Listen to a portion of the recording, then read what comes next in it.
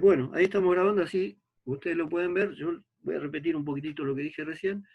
Las cargas pueden ser estáticas, que son, digamos, lo que representa el ensayo de tracción, y por lo que habíamos hablado de impacto, habíamos dicho que puede haber cargas dinámicas, como las de impacto, que son violentas, o cíclicas, que es cuando directamente van tomando valores entre un máximo y un mínimo, que no necesariamente tendría que ser senoidal como se ve acá, ¿eh? Sino que este, podrían tener cualquier forma. Aparecen muchísimo en las máquinas componentes de fatiga. ¿Por qué? Porque cualquier vibración, cualquier eh, factor que haga que cierta carga sea variable, puede inducir a fatiga. Lo cual no quiere decir que esté sometido solamente a esto. O sea, yo puedo tener una pieza que soporta 2 toneladas, ¿no? O qué sé yo, vamos a ir a valor de tensión mejor. Está soportando en un punto, eh, por ejemplo, qué sé yo, 100 kilos por milímetro cuadrado, sumado a una tensión variable montada sobre esos 100 de 5, que es muy poquito. Es un valor por ahí muy chiquito. Entonces, la carga no es 100, sino que va de 95 a 105. ¿Se entiende? O sea, no necesariamente tengo solo la carga cíclica, sino que podría tener una combinación de una base más alta estática y tener también, por algún efecto, cargas cíclicas. Los que sí tienen cargas cíclicas siempre son los ejes. O sea, los ejes, cuando trabaja la flexión, obviamente siempre va a trabajar a la flexión, aparte de la torsión, pero nos interesa acá la parte de flexión, trata de doblarse, o sea, de adquirir una flecha. Y ustedes saben que, bueno, esa parte que más se dobla es justo donde está el máximo momento flector y donde están las máximas tensiones. Claro, pero el eje no es una viga que está fija, sino que da vuelta, y cuando dio media vuelta, las tensiones que eran positivas se volvieron negativas. Por lo tanto, las tensiones originadas en flexión en un eje son cíclicas, ¿no? Fíjense en un caso tan sencillo como las tensiones son cíclicas. O sea, no hace falta ir a un caso muy raro. Un eje tiene tensiones cíclicas muy definidas. ¿Alguno está viendo que se está grabando? Sí, profe, está grabando. Sí, Aparece, porque a mí no me aparece que está, no me parece que se está Sí, grabando. dice grabando arriba, profe. Bueno, lo importante es que se grabe, así después yo la subo también. Bueno, entonces, bueno, tendríamos distintos tipos de cargas cíclicas.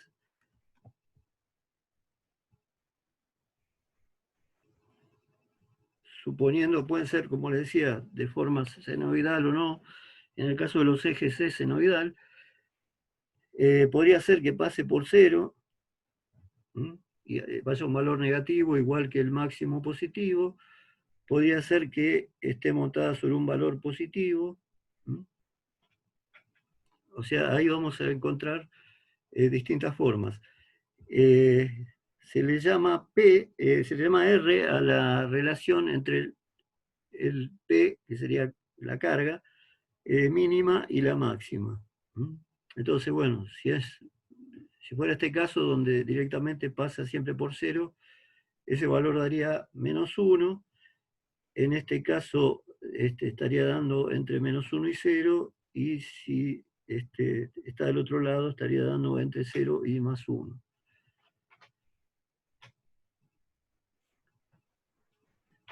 Bueno, el tema de la fatiga es medio complejo porque tiene que ver con las tensiones que yo estoy aplicando. Voy a avanzar una más como para que más o menos lo podamos clasificar un poquito mejor. Ahí lo vemos más grande. Esto después en la punta ustedes lo van a poder ver más grande y mejor.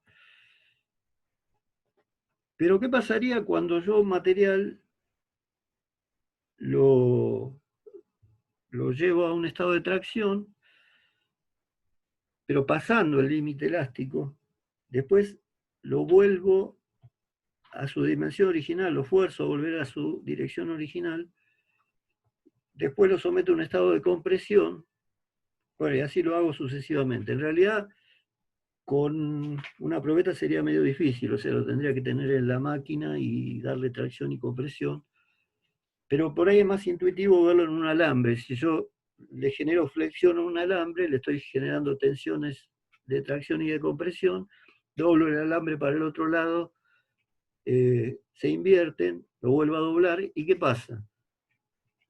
En todos los casos, yo pasé el periodo plástico. Por lo tanto, no va a durar muchos ciclos. Enseguida se va a romper.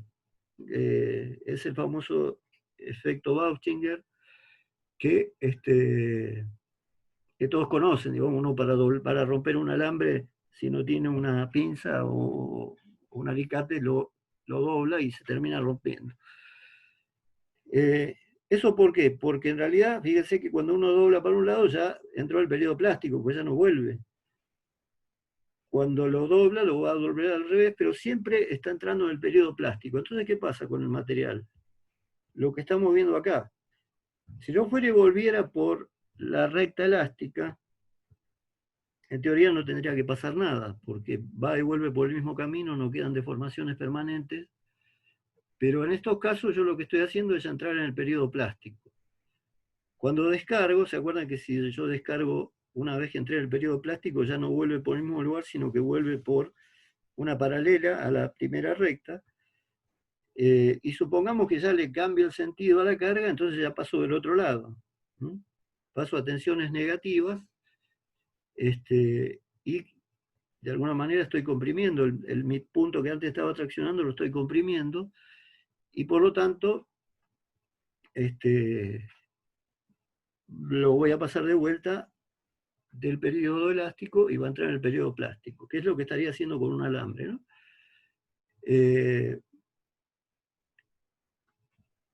El comportamiento de los aceros, sobre todo, y la mayoría de los metales, a la tracción y a la compresión es prácticamente lo mismo. O sea, si yo hago un ensayo de compresión, que sería lo mismo que hacer un ensayo de tracción, pero al revés, el gráfico que me daría sería muy similar, nada más que sería al revés. O sea, me estaría dando las cargas o las tensiones negativas y las deformaciones también negativas. Sería una especie de espejo simétrico en los dos ejes de lo que es el ensayo de tracción.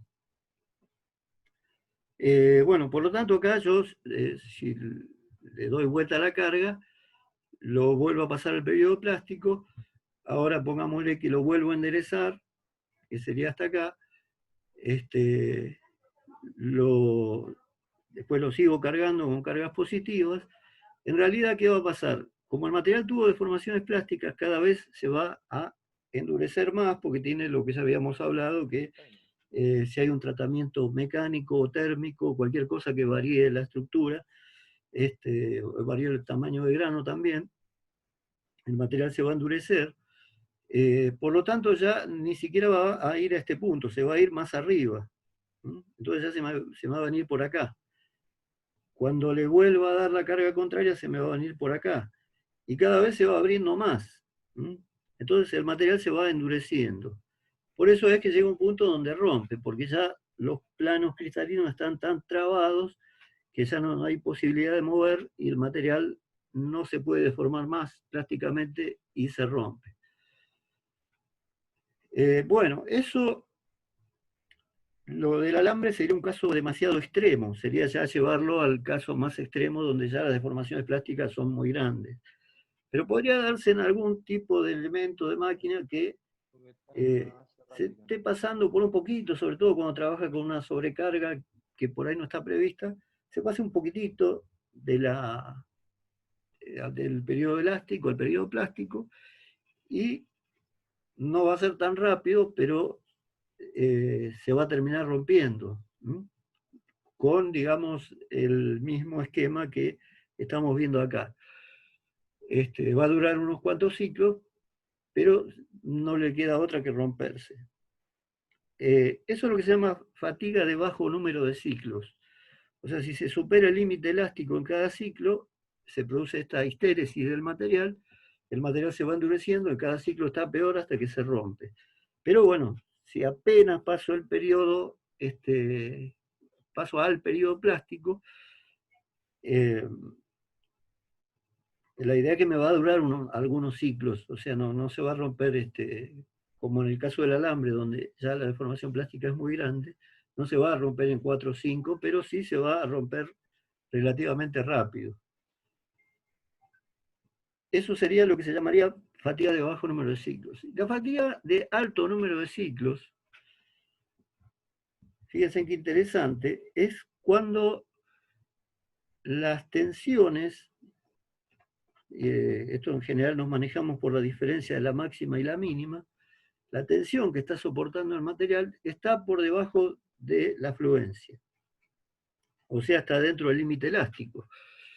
Obviamente, si yo diseño un eje, por ejemplo, ¿qué voy a hacer? Lo voy a diseñar, voy a medir las cargas, voy a calcular las tensiones, le voy a dar el diámetro que haga falta, sabiendo que las tensiones tienen un determinado valor, cíclico o no, yo ya sé cuál va a ser el diámetro que tiene que tener para no superar el límite elástico, que es lo que voy a hacer siempre, tanto sean las cargas estáticas como dinámicas, o como cíclicas.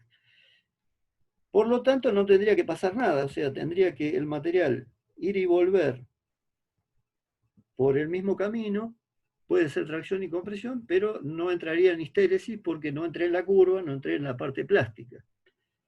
En teoría, esto debería ser eterno. Sin embargo, bajo ciertas condiciones se puede dar que con esas cargas tan bajitas, la pieza sufra fatiga igual. Por eso, de hecho, piezas que están recontraprobadas, como podría ser un cigüeñal, uno de cada 1000 falla. Y bueno, vamos a ver entonces cómo arrancaron estos estudios. Esto arrancó con las curvas de Wöhler. Directamente son cargas, tensiones en función del número de ciclo que dura.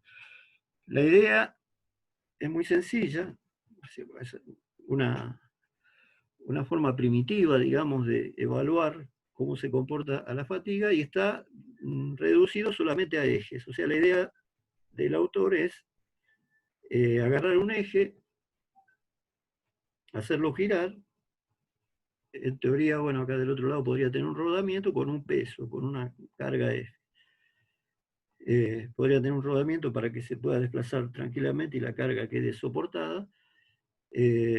Por lo tanto, bueno, el eje se va a doblar según esté de un lado o del otro, para un lado o para el otro, de acuerdo a esa fuerza F, estaría empotrado acá, nada más que acá giraría, o sea, sería como si lo pongo en un torno, y en el otro extremo le pongo un rodamiento y le calzo algún peso al rodamiento.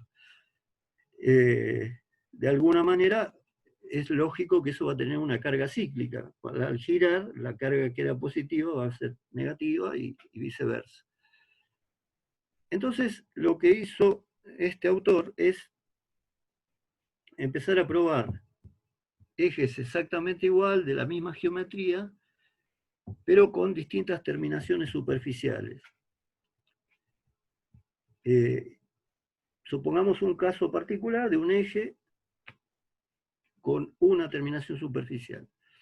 Esto llevado en escala logarítmica, y si llevo las tensiones a las que aplico y la cantidad de ciclos que me dura, va a generar una curva así. O sea, en realidad, cada punto de esta curva es un ensayo.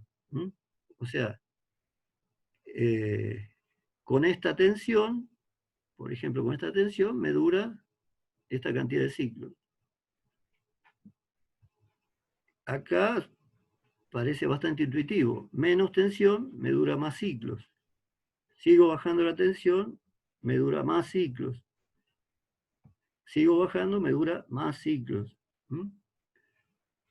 va a llegar a un punto donde se va a volver prácticamente asintótico. O sea, este sería un esquema de cómo es, va tensiones acá y número de ciclos hasta la rotura que va a producirse con el tiempo. Y el esquema más o menos es siempre una curva así, que termina asintótica, y un caso real sería este. Bueno, una conclusión entonces es que lo que me lleva a que el material se rompa es la carga cíclica y el valor de la tensión de la carga cíclica. O sea, son las dos cosas. O sea, tiene que haber una carga cíclica, pero también influye mucho la tensión que genera esa carga. Por eso, en los casos de tensiones bajas dura más y en tensiones altas dura menos. Pero lo que hacía también Euler era empezar a hacer la curva para distintos ejes que geométricamente son iguales, pero que la terminación superficial es distinta. O sea, uno torneado, uno rectificado, uno recontrapulido, y le da distintas curvas. O sea que quiere decir, obviamente, las curvas correspondientes a un material pulido espejo le daba como que duraba más ciclos, es una curva más favorable,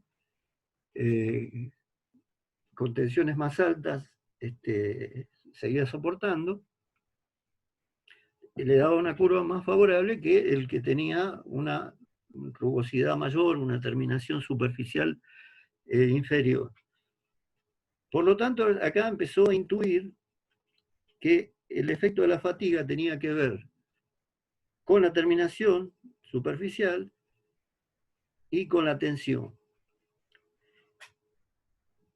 Lo de la terminación superficial, en realidad, intuitivamente, lo que hizo fue tomar distintas terminaciones, pero esas terminaciones, ¿en qué se traducen? En distinta concentración de tensiones. Ya hablamos de qué se trata. O sea, son distintas concentraciones de tensiones. O sea, el material, de la manera que está mecanizado, generaría en casi todos los puntos, concentraciones de tensiones, que están en función de la profundidad de la rugosidad. Por lo tanto, evidentemente, tiene que ver con las dos cosas. Bueno, en este tipo de curvas, cuando hablamos de los números de ciclos que dura, podríamos decir que si dura hasta 10 a la 3, 10 a la 4 ciclos, son valores muy, muy bajos,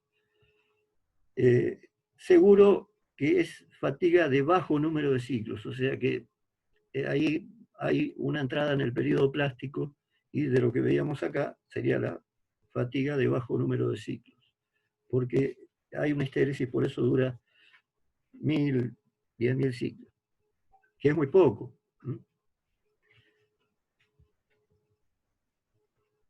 Cuando la pieza, en este caso eje, pero después se aplica a todo tipo de piezas, cuando la duración de la pieza es mayor de 10 a la octava, estamos diciendo que es fatiga de alto número de ciclos. O sea, la fatiga que, como yo les decía antes, se produce con una tensión inferior a la tensión de fluencia. Fíjense que si lo vemos acá en el gráfico, o sea, a tensiones altas se produciría la fractura por fatiga a bajo número de ciclos, y a tensiones más bajas sería la de alto número de ciclos. Bueno, justamente estas tensiones más bajas serían tensiones que no le permite pasar al periodo plástico, ¿no? Más o menos, digamos, es fácil de intuir. Bueno, la fatiga de alto número de ciclos, entonces, como dice acá, trabajando con tensiones elásticas, o sea, tensiones bajas, se produce el fenómeno por combinación de la característica cíclica de la tensión y la presencia de un concentrador de tensiones de cierta magnitud y geometría.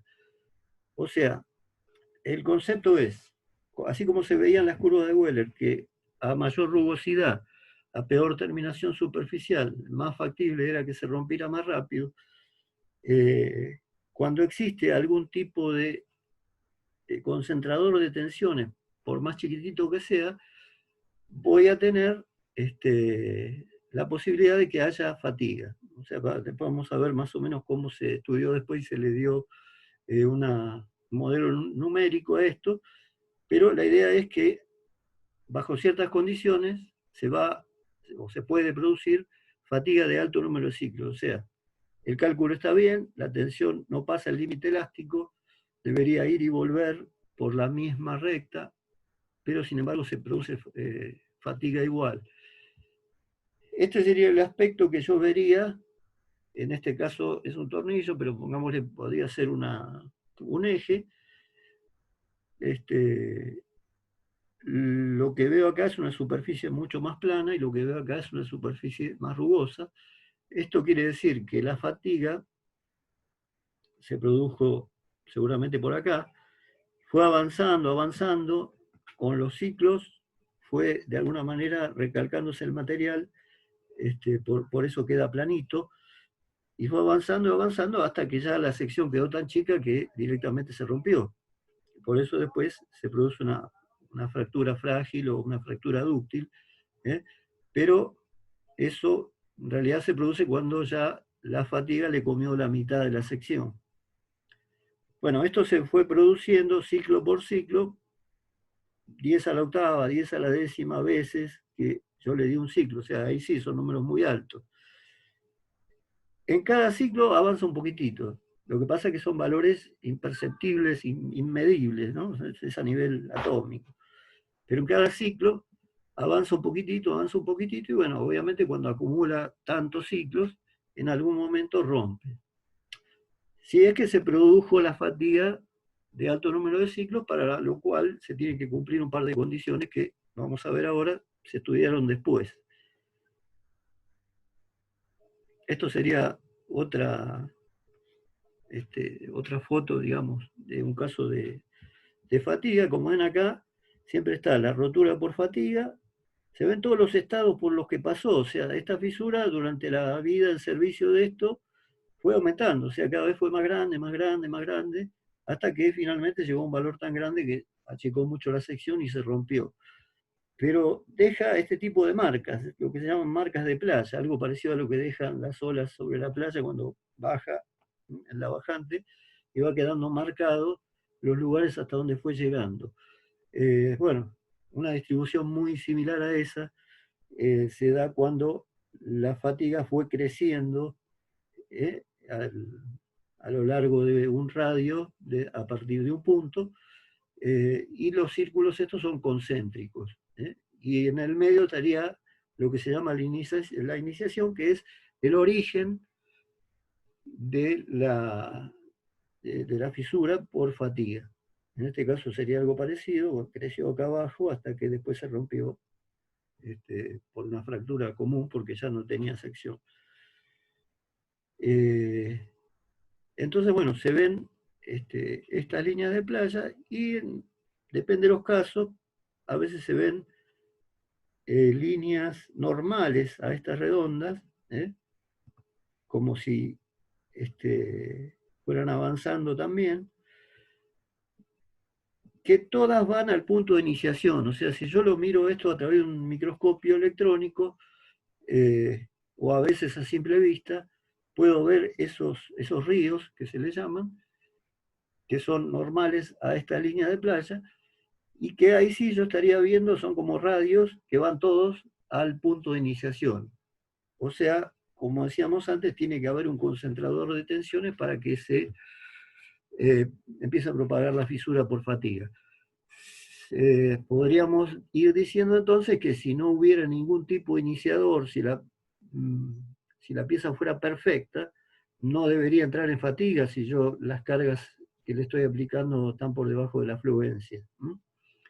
Pero el problema es que acá se empieza a meter otro tema, que es si hay una concentración de tensiones que puede ser lo suficientemente grande como para desatar la fatiga de alto número de ciclos.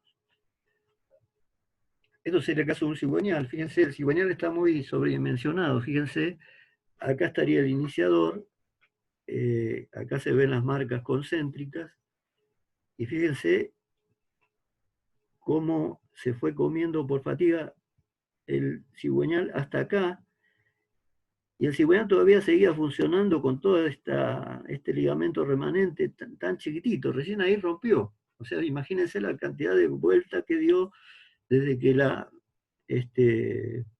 fisura empezó acá, muy chiquitita, y terminó acá ya, digamos, casi cortando la pieza, cortando el cigüeñal, y rompió con muy poco ligamento remanente.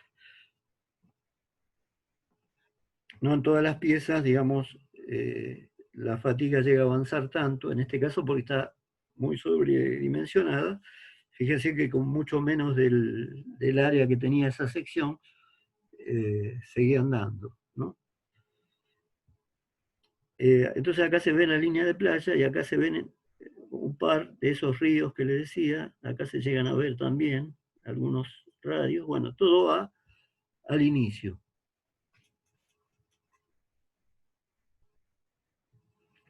Acá tienen otros casos. Este sería un tornillo. El tornillo no sufre cuando lo ajustamos, sufre cuando, digamos, está soportando dos piezas que de alguna manera le generan una tracción y compresión. ¿Cómo pueden ser los tornillos de las tapas de cilindro? Bueno, acá a partir de un defectito en el fondo de la rosca, en el fondo del filete, aparece fatiga, ¿ven? Estos círculos concéntricos, va avanzando, sigue trabajando, cada vez que avanza va dejando una marquita, hasta que acá ven que cambia la forma de la fractura, de la superficie de fractura, y es donde ya rompió, digamos, donde ya no soportó la reducción de área que le provocó la fatiga. Pero como les digo, esto llevó un montón de ciclos. Esto sería algo parecido con una hélice de avión, ¿no? Toda la parte de fatiga fue avanzando. Este es un estudio que hicimos en la facultad. La hélice después presentaba acá unos golpecitos por haber andado en pista de tierra, que fueron los iniciadores, o sea, los puntos a partir de los cuales arrancó la fatiga.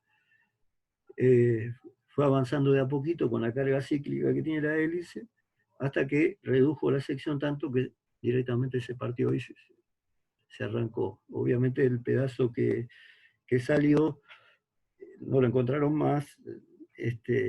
Todo esto está sacado del pedazo que quedó agarrado, ¿no? Que quedó agarrado al núcleo de la hélice.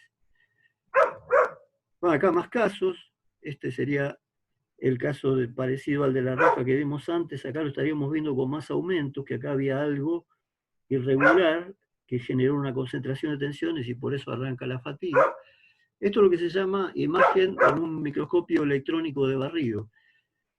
Los microscopios de metrología, ustedes saben que necesitan, para poder ver la microestructura, un pulido metalográfico, o sea, un pulido perfecto con distintos abrasivos hasta que llego al abrasivo, al líquido, digamos, con la solución más finita, y finalmente lo termino con el paño solo, y eso no deja ninguna marca.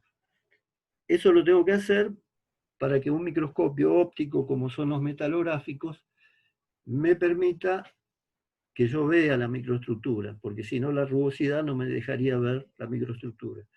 Y el microscopio óptico lo puede hacer porque puede ver esa superficie porque está en dos dimensiones, justamente porque es plana. Ahora, si yo quiero ver una superficie de fractura como estas, sea fatiga, sea una fractura dúctil, frágil, sea, por ejemplo, si quisiera ver cómo es la fractura en una probeta de Charpy y cortar un pedazo y lo pusiera en el microscopio, siempre que quiera ver algo que en realidad tiene tres dimensiones, porque no es plano, tengo que hacerlo por microscopio de barrido, o sea, solamente con un microscopio que en lugar de trabajar con luz, trabaja con electrones, o sea, los electrones barren, levantan la información, vuelven, y van generando la imagen. Porque un microscopio óptico, con la cantidad de aumentos con los que trabaja, no tendría profundidad de campo. O sea, si yo enfoco la cresta de esta superficie, no vería el fondo, si enfoco el fondo no vería arriba. Entonces, la única manera de poder ver con un microscopio electrónico, las leyes de electrones no son las mismas que los de la óptica, por lo tanto permiten sí ver la imagen como si fuera plana y verla toda en foco. Esto es lo que se hace cuando uno encuentra una fisura y quiere ver el origen, quiere estudiarlo. No sé si me había quedado algo por arriba.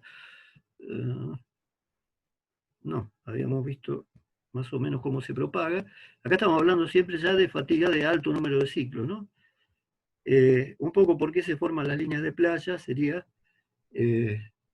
cuando se va abriendo y cerrando, en realidad una vez que ya existe una fisura, la fisura va avanzando, como decíamos, ciclo por ciclo va avanzando. ¿Y qué pasa? Cada vez que avanza se abre de esta manera en la punta, aparecen ahí unas tensiones, al abrir más se redondea, pero al cerrar vuelve a aparecer otra vez esta geometría, al cerrar se deja otra marca y así sucesivamente va dejando esto que lo estamos viendo en un corte nosotros, pero que son esos círculos que veíamos que de alguna manera van identificando el avance.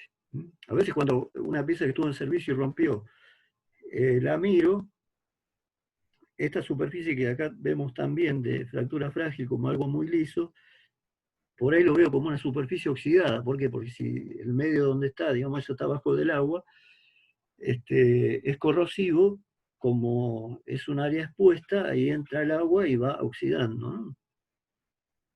Así que ahí es muy fácil ver hasta dónde llegó la fatiga y dónde ver el color brillante de la rotura final.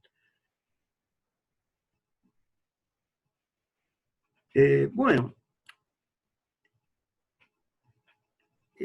acá hubo un autor que se llama Paris, que propuso un modelo y descubrió de alguna manera cómo es el fenómeno de la fatiga, o sea, por qué en algunas piezas se produce y en otras no, por qué en algunos casos se produce más rápido.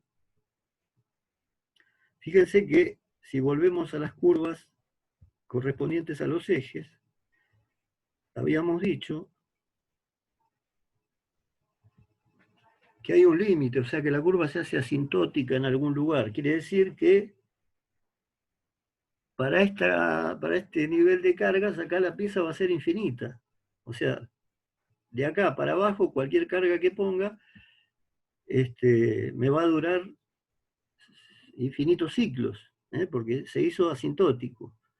Lo cual quiere decir que bajo ciertas condiciones, la pieza me puede durar siempre. O sea, lo lógico sería que una pieza en servicio que está bien diseñada no tenga problemas de fatiga en su vida útil. La va a tener alguna que tiene alguna alteración, que normalmente es algún defectito que genera la iniciación de la fatiga. Pero bueno, estaba demostrado ya de entrada que existía una posibilidad de que con cargas bajas la pieza no falle. Cuando les decía que trabajaba con distintas terminaciones superficiales, bueno, este límite de carga que uno le podía dar, en la medida que el material tenía menos defectos superficiales, se me iba para arriba, o sea, le podía poner más carga. Bueno, como les decía, esto lo vamos a ver un poco sin entrar mucho en detalle de las fórmulas, porque digamos es toda una técnica que ya no tiene que ver con los ensayos mecánicos básicos, pero vamos a ver más o menos cómo es el modelo.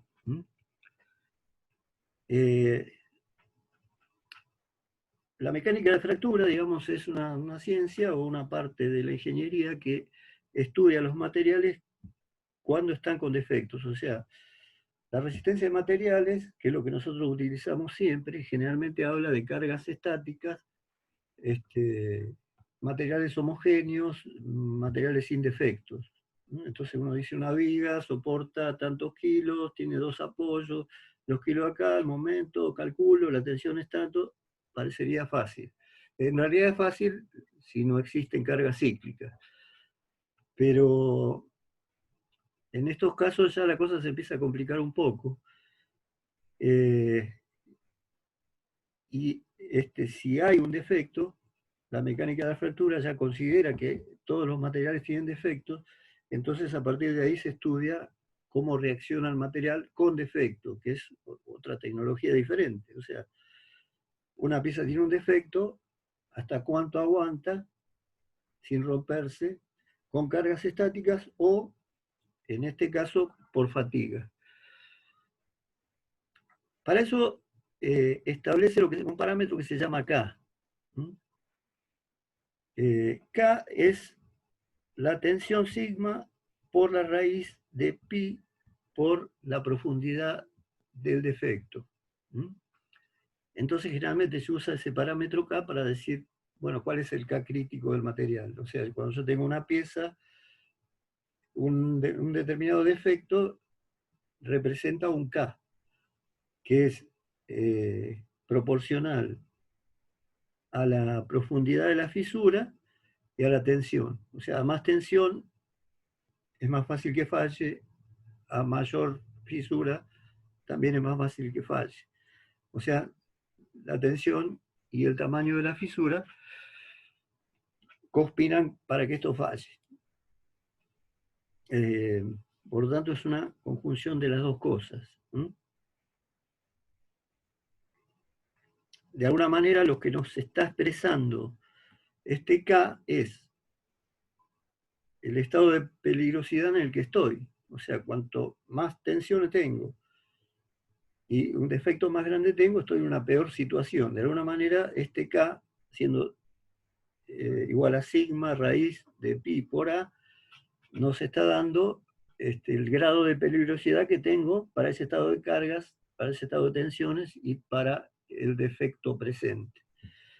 Siempre suponiendo la mecánica de fractura que algún tipo de defecto hay y que si yo a lo mejor no lo veo a simple vista, lo puedo llegar a ver al microscopio, o sea, de hecho a nivel microestructural los materiales tienen defectos. ¿No? Obviamente, generalmente no traen problemas, pero los materiales no son perfectos, no son isotrópicos, no son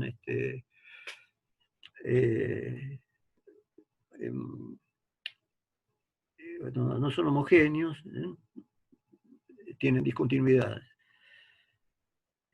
Bueno, entonces acá para esa fórmula K igual a sigma por raíz de pi A, vamos a adoptar que para el caso de fatiga, como en realidad no tenemos una sigma, sino tenemos una sigma máxima menos una sigma mínima, definimos eso como delta sigma. Entonces, si K es igual a sigma raíz de pi A, el delta K, o sea, no es la variación de K, sino el K correspondiente al delta sigma, o sea, el K que corresponde a la tensión entre el máximo y el mínimo.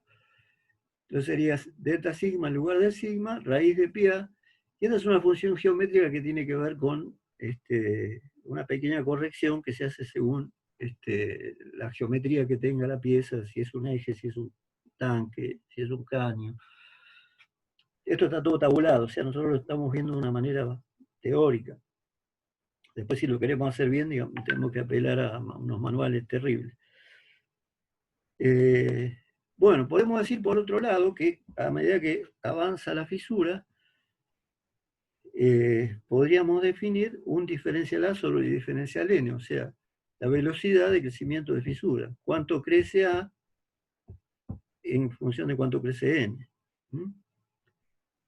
Milímetros por ciclo podemos darle como unidad, o micrones por ciclo, la unidad que quisiéramos adoptar.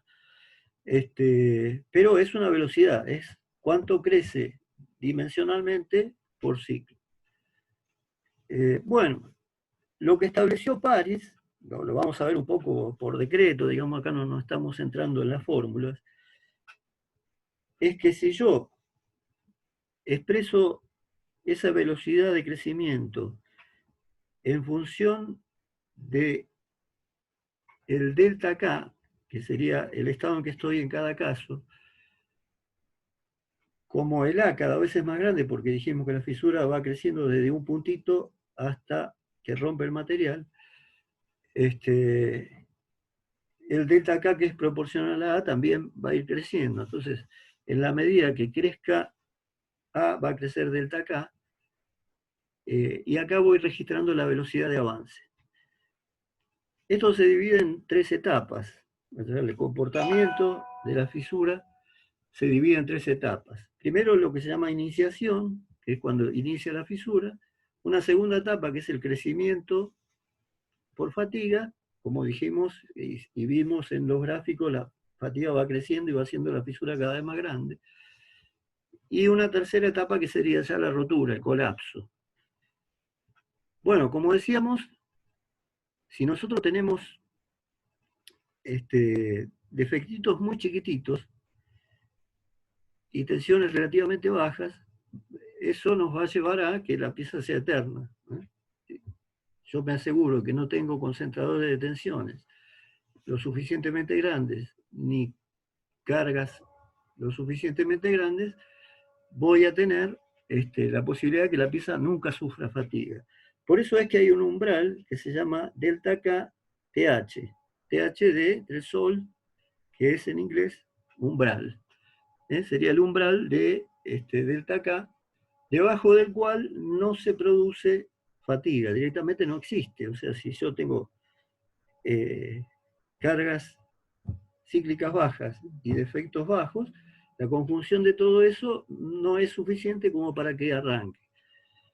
Obviamente, esta curva se puede hacer para cada material, o sea, cada material tiene un delta KTH, tiene una curva, cada material tiene su propiedad. Es una propiedad mecánica como la tracción, como la tensión de fluencia, como la tensión máxima, el alargamiento, es una propiedad del material, pero aplicada a fatiga. Entonces la idea es, si existe un umbral KTH, quiere decir que, supongamos que la tensión que yo voy a meter es fija, ya es conocida, la tensión, el delta K tiene que ver con esta tensión que estoy aplicando y la profundidad de la fisura, pero cuando va a iniciar, la profundidad es del defectito que va a ser de iniciador de la fisura. Después sí, ya es una fisura, pero cuando esto está arrancando es el defectito que hablábamos antes de la terminación superficial, de alguna marca que pueda llegar a tener. Por eso es entonces que algunos materiales que normalmente no deberían fallar, porque están bien diseñados, incluso la fatiga, esos materiales tendrían un delta K por debajo del umbral propio del material. Entonces esas piezas no van a fallar. Pero en cuanto el defectito es más grande, este delta K se hace más grande. Entonces, si pasó el umbral, ahí empieza la fatiga y ahí empieza toda esa fisura que vimos hasta la rotura. Es un caso excepcional porque obviamente el que calcula lo va a calcular y le va a dar la terminación superficial y los defectos iniciales suficientemente bajo como para que no tenga fatiga. Pero en algún caso se da. ¿Por qué? Por sobrecarga, porque las tensiones de pronto no son las de cálculo, o porque alguna pieza tiene un defecto que no necesariamente puede ser de mecanizado, sino que puede ser también un defecto de fabricación, una inclusión, un poro. Entonces ahí, si se dan esas dos cosas, va a arrancar y se va a producir la fatiga y el crecimiento de la fisura. Bueno, toda la parte 2 de la curva de París representa el crecimiento de la fisura. La ecuación que corresponde a esta parte es una ecuación diferencial sobre diferencial n, que lo que está en este eje es igual a C por delta K a la M, que sería digamos, este exponente el que está definiendo con qué velocidad crece. Entonces, ¿por qué hay materiales que, si se les produce fatiga, duran menos? Porque este valor M, que es una propiedad del material, que sale de esta curva, es más alto. Entonces el exponente es más alto, la pendiente es más grande y el material rompe más rápido. O sea, puedo controlar dos cosas de un material. El delta KTH, que me define el margen que tengo para tener pequeños defectos, y este M o N, según el libro, según los libros puede ser M o N, que me está definiendo a qué velocidad crece la fisura por fatiga. Lo mejor sería un material que tenga un delta KTH lo más alto posible y un M lo más bajo posible. Son propiedades del material. Esto por ahí, digamos, no es fácil de entender, simplemente es un fundamento de por qué se produce la fatiga a alto número de ciclos, o sea, con deltas sigmas muy bajos se puede dar la posibilidad de que el A, que sería el tamaño del defecto más grande que puede tener la pieza en algún punto, entre esas dos cosas pueden llegar a ser que la fisura arranque porque supera el delta KTH. Y después, bueno, ya es propiedad del material a qué velocidad crece. Entonces, bueno, esto me llevaría, como yo sé que para tener un delta K que sea menor que el delta KTH, yo puedo jugar con el A. O sea que ahí tengo que controlar los defectos. Eso me va a dar un nivel de determinación superficial, un control más o menos estricto de los defectos que pueda tener el material. Obviamente que de alguna manera se sobredimensiona, o sea, se va a tratar de estar muy lejos de poder llegar a esta condición. Pero bueno, algunas piezas fallan, a pesar de que se supone que no deberían fallar, es porque algo se escapó. Algún defecto inicial de la pieza generó que, por más que la tensión era menor que la de fluencia, la pieza se rompió igual. Pero se rompió después de todo un recorrido, una cantidad de ciclos donde fue avanzando. Bueno, esto sería la misma curva de París.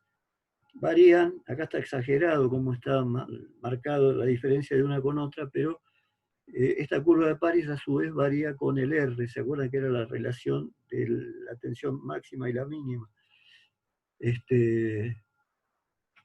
O sea, no hay una sola curva, sino que la curva que podemos sacar corresponde a un R determinado, y para otros R las curvas serían diferentes, sería una familia de curvas. Pero como les digo, acá está muy exagerado, prácticamente es la misma curva. Si yo lo calculo con un R determinado, no voy a cometer mucho error si lo tomo como válido siempre. Bueno, después existe un ensayo, esto sería en sí el ensayo. Hay una forma de calcular ese coeficiente o ese exponente de la pendiente de la curva de París, que me dice a qué velocidad crece la fisura, que se hace directamente con este tipo de probetas, que se fija en dos puntos, con dos pernos. Se hace crecer una fisura, se va registrando el crecimiento de fisura por ciclo, acá, y la profundidad de fisura. Entonces de acá se puede sacar diferencial A sobre diferencial N. Hay distintos métodos de medir cómo va creciendo la fisura con un sistema parecido a un string gauge, pero que son hilitos que se van cortando y van bajando la resistencia, o van subiendo la resistencia, y de alguna manera me van diciendo hasta dónde va llegando la fisura, o por métodos ópticos también se puede hacer, y a partir de este gráfico, hecho en una máquina servohidráulica que permite tracción y compresión a alta frecuencia, esta en particular sería la que tenemos en la facultad, bueno, nos puede llevar a determinar, como se ve acá, estas curvas de París, donde después se puede determinar, es simplemente la ecuación de una recta, se puede determinar cuál es el coeficiente m de esta función, que define para ese material si crece más rápido o más despacio una fisura después que se produjo. Pero la idea, esto es importante, tiene que ver con este gráfico.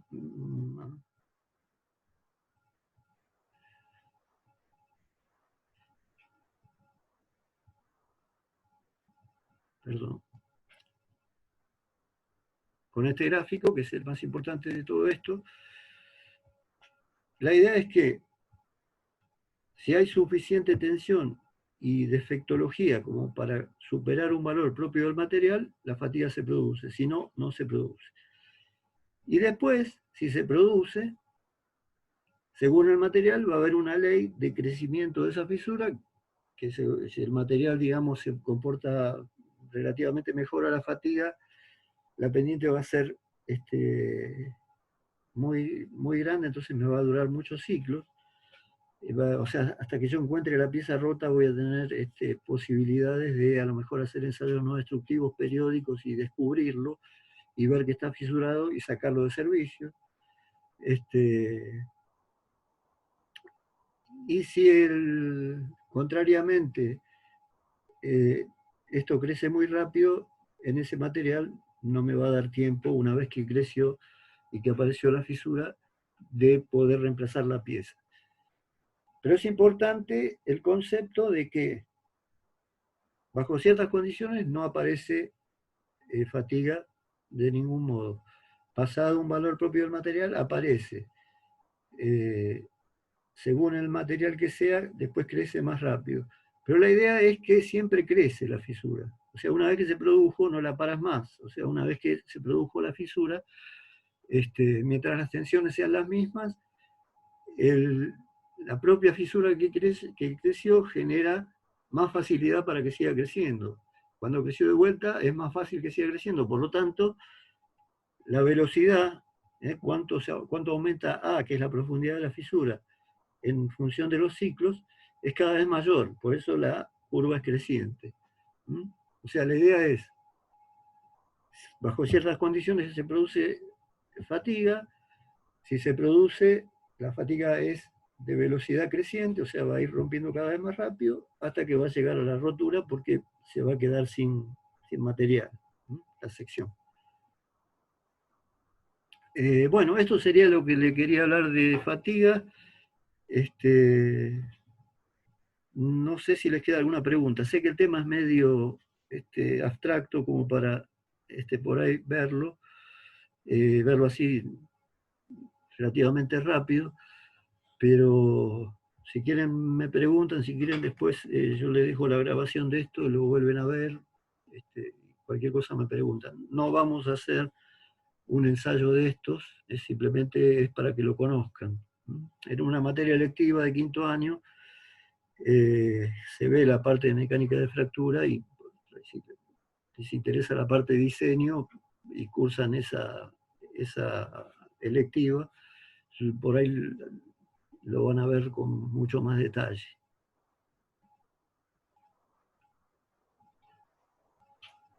Bueno, las dudas que tengan.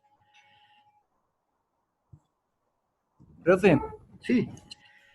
Con respecto a la terminación superficial, el año pasado en materiales metálicos, el profesor nos comentaba sobre una técnica como shot penning o algo así, que era como para cerrar las microfisuras y que eso te daba mayor resistencia por lo menos a la torsión. ¿Esto también vale para la fatiga? Sí, exactamente, sí, porque vos estás reduciendo los defectos propios de la fabricación y obviamente partís de un defecto más chico o de nada y no vas a pasar ese umbral que involucra al tamaño de la fisura o el tamaño del iniciador, que no necesariamente es una microfisura, podría ser cualquier tipo de discontinuidad y que en algunos casos podría llegar a ser muy chiquitito. Pero sí, ese tipo de tratamientos, digamos, al reducir las microfisuras, es como que de alguna manera están bajando el delta K propio de la pieza y por lo tanto es más difícil que alcance el umbral y más difícil que se produzca fatiga.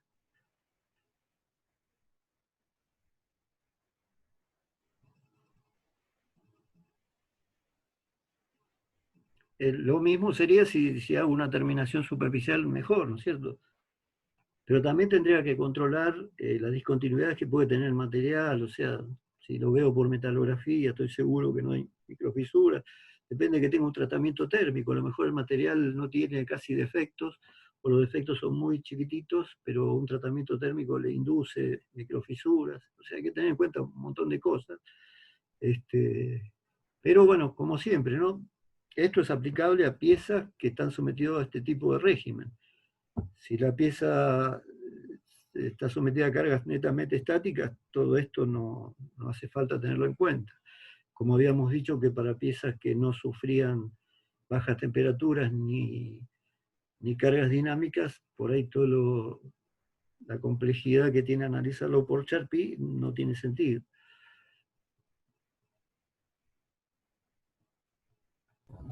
O sea, siempre sería conveniente en piezas como cigüeñales o bielas que están así en movimiento cíclico, que estén pulidas. Sí, en realidad el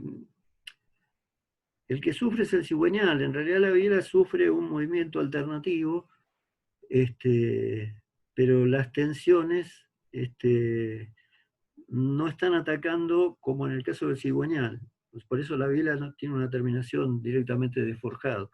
Pero el cigüeñal sí tiene que tener una buena terminación en los muñones y sobre todo en los radios de acuerdo, que es donde se fisura, como en el caso de la foto que vimos. Esa foto que vimos está fisurado justamente en el borde, ¿no? Donde está el límite entre el muñón y el contrapeso. Ese radio de acuerdo es lo que más falla, porque por ahí no se le presta mucha atención a que quede bien, bien liso. Hay como metidas de herramienta de corte ahí, y ahí puede haber alguna concentración de tensiones. Pero no sé si contesté lo que me dijiste o me fui. Sí, sí, perfecto. Pero bueno, sí, el caso del cigüeñal es un caso donde se tiene que tener en cuenta la terminación superficial. De cualquier manera hay que tenerla en cuenta porque eso trabaja bajo presión de aceite, material de antifricción, o sea,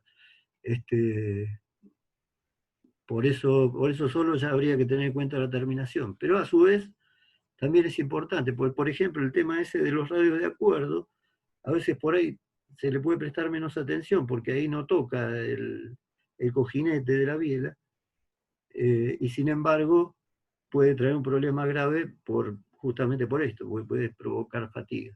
Si uno mira el microscopio, enseguida corta el pedacito y lo mira, enseguida ve que hay un iniciador, que la fisura arranca y el iniciador al microscopio lo identifica, dice era una fisurita, era una inclusión que había, digamos, teniendo la posibilidad de tener un microscopio electrónico, es viable darse cuenta, se puede, en la mayoría de los casos se puede ver cuál fue el problema, pero después que se rompió, ¿no? Microscopio electrónico de barrido hay muy pocos en el país, hay en la Comisión de Energía Atómica, en CITEFA, y un par más en algún instituto en el interior, pero no es algo común, digamos, es una herramienta muy, muy cara, muy compleja. No difícil de manejar, pero es un equipo complejo. Sí, quería comentarle ahí, Adrián, por lo que preguntaban de shot pinning o esos granallados que suelen usar. Sí. No entiendo bien cómo lo relacionan con el reducir la fisura, pero sí se usa mucho en piezas que van a la superficie que vas a granallar, va a estar sometida a la tracción, como puede ser una tubería, ¿sí? Con presión interna, donde por la presión ese diámetro se expande, digamos, y la superficie de ese diámetro, sí, de la periferia del caño, digamos, va a estar sometido a una fuerza de tracción. Al meterle esa deformación con pequeñas bolillas metálicas, y ese shot pinning que hacen, lo que hacen es generar una presión residual de compresión. Entonces, en servicio contrarrestan esa presión de tracción. Sé que lo Claro, sí, suelen en usar. realidad es introducir tensiones residuales Claro, contrarias a lo que después va a recibir a el la servicio, aplicación. pero también de alguna manera cierra fisuras, de Ujú. alguna manera neutraliza pequeñas fisuritas. Imagínense que son fisuritas mínimas que se verían al microscopio. Claro. Por lo Ujú. tanto, bueno, en este sentido nos favorecería o mejoraría un poquito, digamos.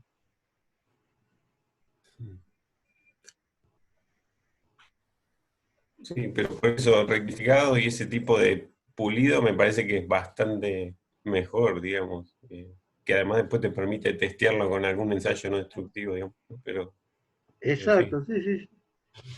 está Eh, interesante. ya que vos hablabas del ensayo no destructivo, eh, digamos la parte que viene ahora cuando terminemos con todo esto, que son ensayos mecánicos, o sea, de propiedades mecánicas, donde buscamos determinar propiedades de los materiales y caracterizar todos estos fenómenos, ¿no? De por qué rompe, por tensión, por fatiga, por impacto. Vamos a pasar a los ensayos no destructivos, justamente. Ahí van a ver que hay algo muy importante que es el criterio de aceptación. O sea, cada ensayo no destructivo, por una metodología distinta, me permite ver si una pieza tiene algún tipo de discontinuidad. Si la discontinuidad pone en peligro la pieza, por ejemplo, en este caso sería si hace superar el delta KTH, se dice que es un defecto. O sea, eso está fuera de lo admisible. Entonces hay un criterio de aceptación que va en el mismo instructivo del ensayo, que me dice qué piezas tengo que descartar y qué piezas no si le encuentro un defecto. Bueno, justamente este sería un primer caso donde empezamos a hablar de, ya no de propiedades, sino también de defectos que pueden aparecer.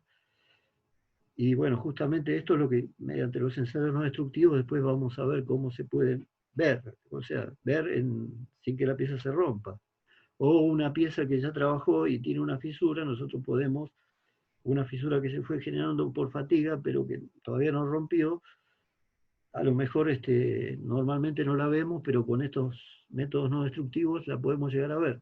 El típico caso del cigüeñal, volviendo a lo mismo, cuando se rectifica, se le hace un método de partículas magnéticas, no es de los más complejos, es un método bastante simple, pero suficiente como para ver si tiene defectos, sobre todo en esa zona que les digo, ahí se analiza mucho, si tiene algún tipo de fisuras que normalmente se producen en servicio porque cuando uno rectifica un cigüeñal, obviamente ya trabajó unos cuantos kilómetros. Eh, por lo tanto, si hay algún defecto, no es de fabricación, sino es de que se generó en algún momento algún problema. Puede haber fatiga, bueno, en ese caso tendré que, si la profundidad no es grande, podré rectificarlo y sacar el defecto. Si el defecto es muy grande, por ahí ya el cigüeñal no va a servir porque ya es tarde. Pero bueno, la aplicación principal de los ensayos no destructivos es esa, ¿no? Ver defectos y ver en función de todo este tipo de cosas, lo que determina la mecánica de fractura, lo que determina a través de esta curva de fatiga que les digo, que estuvimos viendo. La idea es, con esas técnicas, establecer un tamaño de defecto aceptable, como para después, en el ensayo no destructivo, saber qué hacer con la pieza.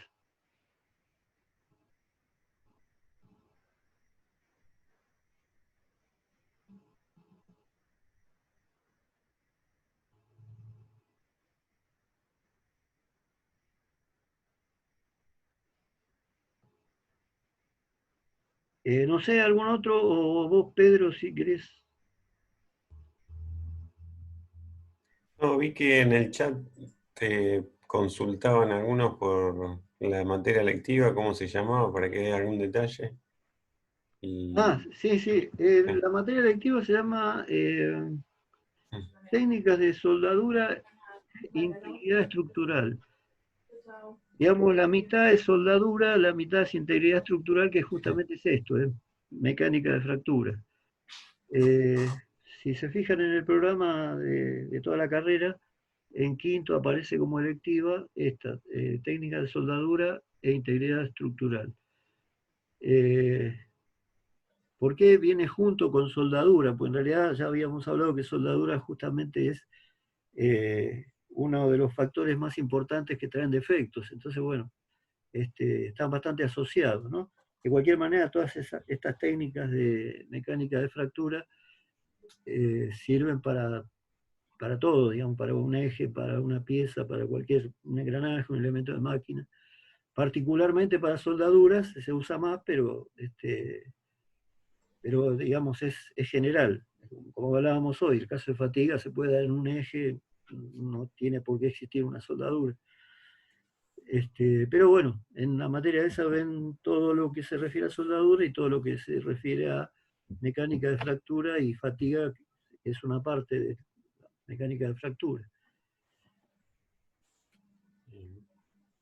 Sí, lo otro que consultaban acá era por la grabación, si la grabación esta que Sí, estabas haciendo la subías o no. si todo sale como es habitual, porque ya en otras clases probé, y ahora se baja cuando yo termino la clase, yo después la proceso y la subo a YouTube. Y después les paso por mail les paso a todos el canal donde está. O sea, le doy el nombre del canal, ustedes entran. Bueno, el canal donde ustedes vieron las clases, en realidad. Estoy confundido porque hay varias materias. En el caso de ustedes, el mismo canal donde vieron las primeras clases de los primeros ensayos, ahí yo subo esta grabación. Así ya después ustedes la tienen también como clase. El apunte se los mandé hoy por mail a todos, después lo subo al campus y a Dropbox para que lo tengan más presente, pero igual lo tienen todos porque les llegó por mail. Bueno, no sé, Adrián, si fueron pensando el tema de exámenes, hasta dónde haremos el primero y si hay alguna novedad de cómo será la metodología. Bueno, el 9, 10 y 11 va a haber finales. Sí. En el caso de mecánica son solamente 10 las materias que toman virtual, porque el resto no quisieron tomarlo a distancia.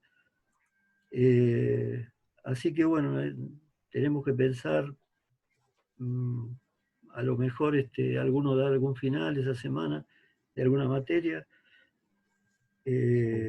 hacerlo la semana siguiente o la posterior a esa, no sé, estaríamos hablando...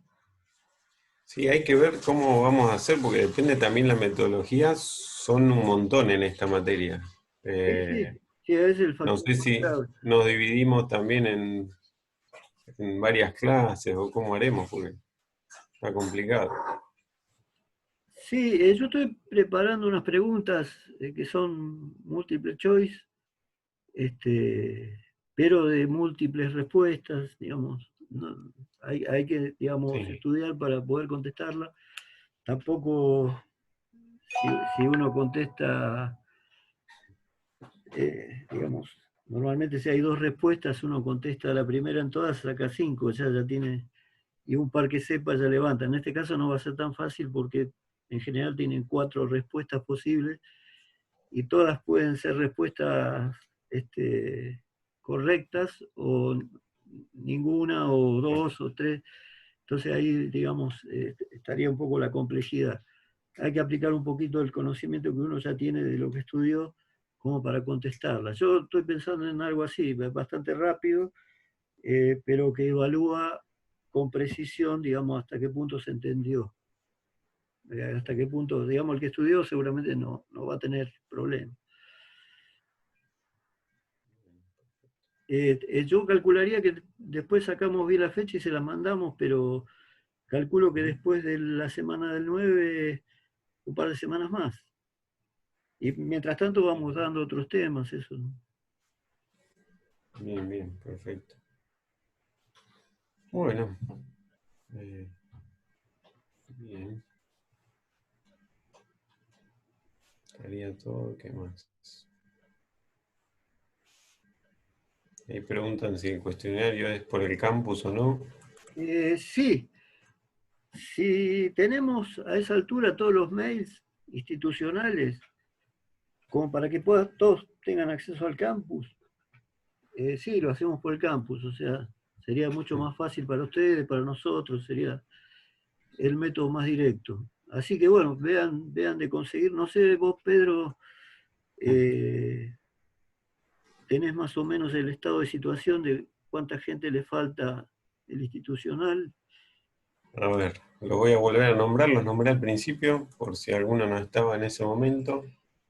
Los que están faltando sería Cipollino Gastón, González Fleitas Juan Ignacio,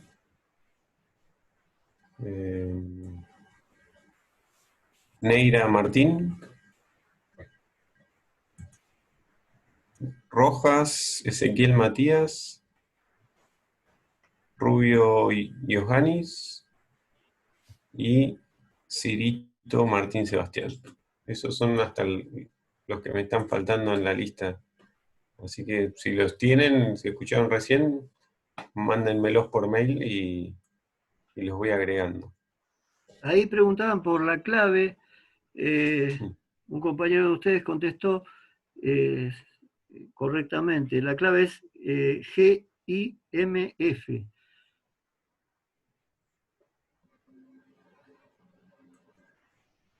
Si es que les pide la clave, o sea, si lo logramos matricular nosotros, ya van a entrar más fácil, pero de última, si ustedes prueban entrar y les pide una clave, metan esa y ya ahí estarían adentro, ya cualquier cosa nos confirman que ya tuvieron acceso. O sea, antes de tomar, un par de semanas antes vamos a chequear, digamos, a ver si estamos todos y estamos en condiciones de hacerlo con el campus.